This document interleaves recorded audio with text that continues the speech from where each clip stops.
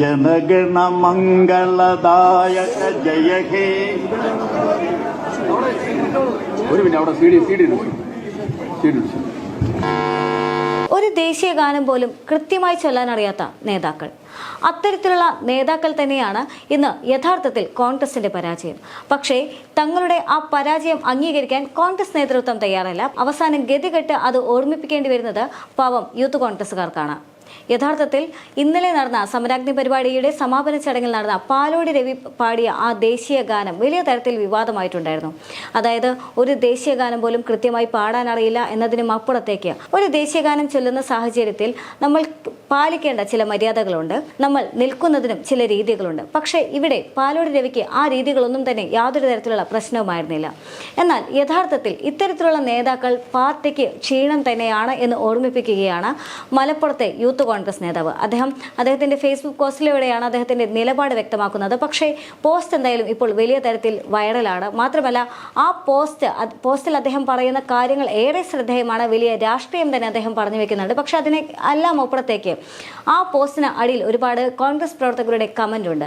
എല്ലാവരും ഈ യൂത്ത് കോൺഗ്രസ് നേതാവായിട്ടുള്ള ഹാരിസ് മുതൂർ പറയുന്ന വാക്കുകളെല്ലാം തന്നെ അതേപടി അംഗീകരിക്കുന്ന തരത്തിലാണ് ആ കമന്റ്. അതായത് യഥാർത്ഥത്തിൽ കോൺഗ്രസിന് ഉള്ളിൽ തന്നെ ഈ നേതൃത്വത്തിന് വലിയ പാകപ്പിഴവുണ്ട് എന്ന് കോൺഗ്രസുകാർ തന്നെ അംഗീകരിക്കുകയാണ്.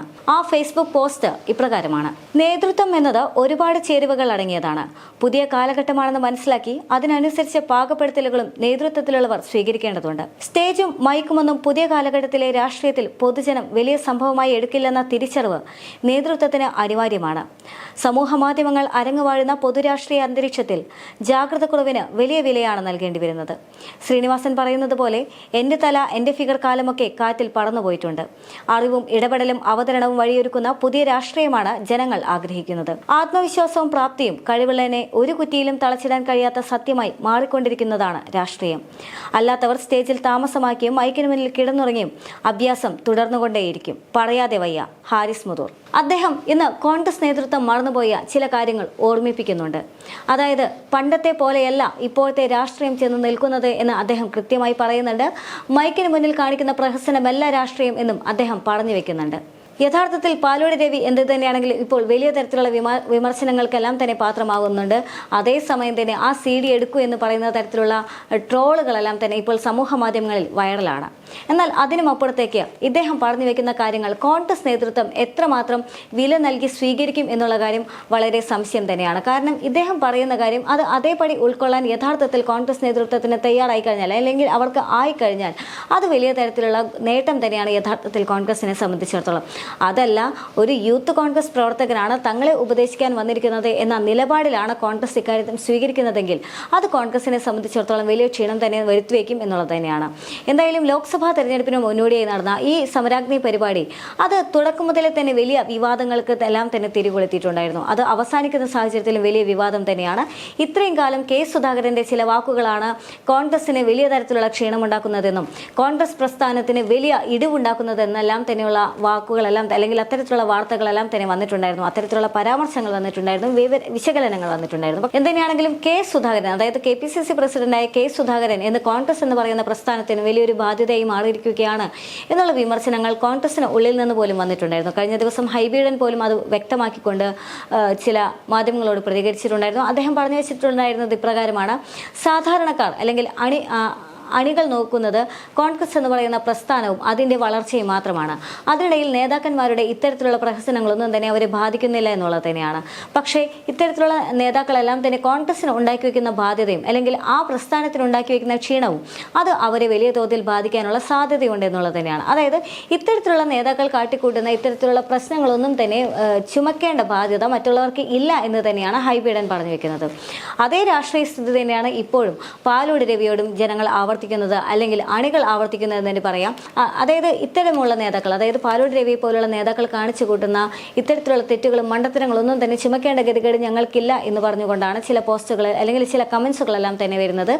പക്ഷേ അതേസമയം തന്നെ ഇപ്പോൾ ലോക്സഭാ തെരഞ്ഞെടുപ്പ് അടുത്തുകൊണ്ടിരിക്കുകയാണ്. കോൺഗ്രസിനെ സംബന്ധിച്ചിടത്തോളം ഒരുപാട് അനുകൂല സാഹചര്യങ്ങൾ ഉണ്ടെങ്കിൽ പോലും ആ അനുകൂല സാഹചര്യങ്ങളെ ഒന്നും തന്നെ വോട്ടാക്കി മാറ്റാൻ പോലും സാധിക്കാത്ത അവസ്ഥയിലാണ്.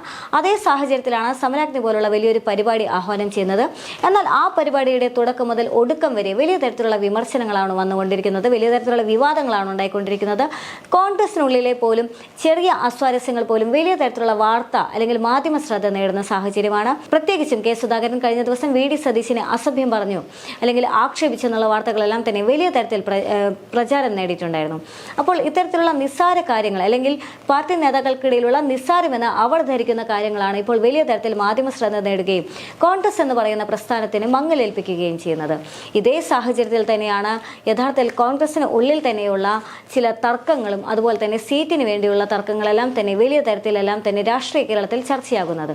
അതുകൊണ്ട് തന്നെ കോൺഗ്രസിനെ സംബന്ധിച്ചിടത്തോളം കൃത്യമായ ഒരു അഴിച്ചുപണിയും കൃത്യമായ ഒരു നിലപാടും കൃത്യമായ ഒരു പഠനവും ആവശ്യമാണ് എന്ന് തന്നെയാണ് ഈ സാഹചര്യങ്ങളെല്ലാം തന്നെ കാണിച്ചു തരുന്നത്. എന്തായാലും ഹാരിസ് മുതൂറിന്റെ ഈ പോസ്റ്റിന് താഴെ വന്ന ചില കമന്റ്സുകൾ ഇത്തരം കാര്യങ്ങളെല്ലാം തന്നെ വ്യക്തമാക്കുന്നുണ്ട്. അണികളുടെ ഭാഗത്തുനിന്ന് ചില സജഷനുമുണ്ട്. ഈ സജഷനെല്ലാം കോൺഗ്രസ് നേതാക്കൾ കൃത്യമായി പാലിക്കാൻ ശ്രമിക്കുകയാണെങ്കിൽ ഒരുപക്ഷെ ഇനി മുന്നോട്ടുള്ള യാത്രയിൽ കോൺഗ്രസിന് വലിയ ഗുണമായി ചേരാനുള്ള സാധ്യതയുമുണ്ട്. എന്തായാലും ആ കമന്റ്സിൽ ചിലത് പരിശോധിക്കാം. അന്ന് DCC പ്രസിഡന്റിന്റെ രാജി എഴുതി വാങ്ങാഞ്ഞത് ഏറ്റവും വലിയ മണ്ടത്തരമായി പോയി. ചുക്കിനും ചുണ്ണാമ്പിനും പറ്റാത്ത കുറെ DCC ഭാരവാഹികളും KPCC ഭാരവാഹികളുമാണ് പാർട്ടിക്ക് തലവേദന ഉണ്ടാക്കുന്നത്. ബൂത്തിലിരിക്കേണ്ടവർ KPCCയിലും AICCയിലും വന്നതിന്റെ ഗുണമാണ് പാർട്ടി ഇന്ന് അനുഭവിച്ചുകൊണ്ടിരിക്കുന്നത്.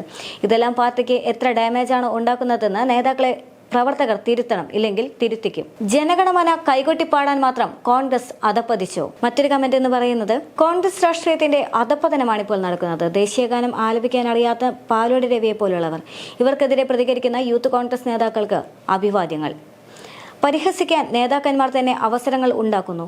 നവമാധ്യമങ്ങൾ ഇത്രമേൽ പുരോഗതി കൈവരിച്ചതൊന്നും അവർ അറിയുന്നില്ലേ?